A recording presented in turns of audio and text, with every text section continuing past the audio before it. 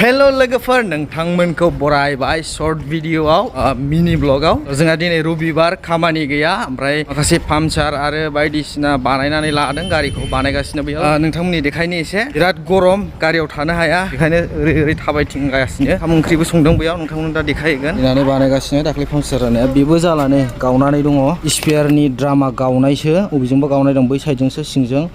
दोनै दा नैबेबो पाम्पचार जानानै दं ओरै आगसिनिया सिंनिया पाम्पचार बेबो बानायहोखानोसै दिनैनो बेयाव ओंखाम ओंख्रि संगासिनो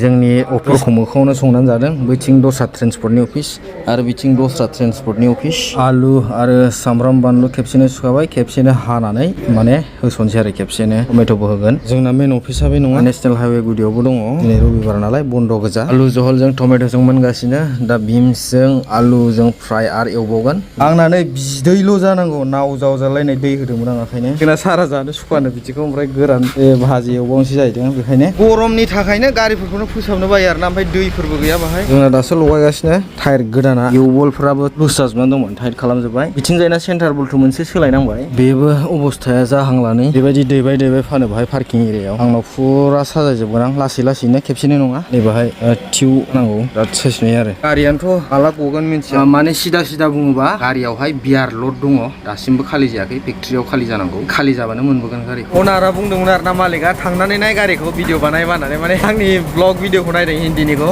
अनारा ओमफ्राय सापर्ट खालामो आरोना बेबो इउटिउबखौ पेमेन्टआ हाबगासिनो आरोना जेब्लानिफ्राय आं जइन जादों दिननिफ्रायनो आंना पेमेन्ट स्टार्ट जागासिनो अब्लाबो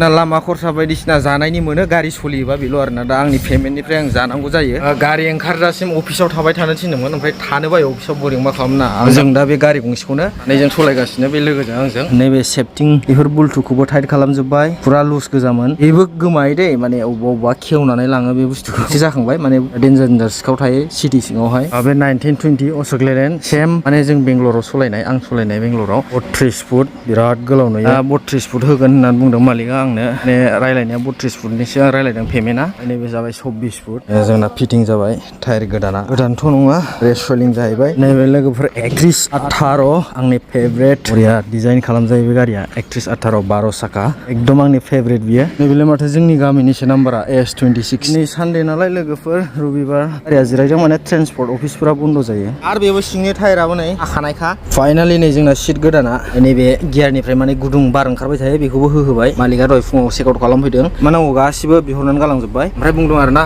गारि फैगासिनो जोंना दिल्लीनिफ्राय 32 फिट गोलाव माने बेबायदि माने फुरानासो आरो गोदानथार नङा बिदिबा लोगो मोनसिगोन नेक्स्ट ब्लगाव मिनि ब्लगखौ एसेयावनो फोजोबबाय नोंथांमोना भिडिअखौ मोजां मोनदोंबा लाइक खालामदो आरो चेनेलखौ दासिमबो साबस्क्राइब खालामनानै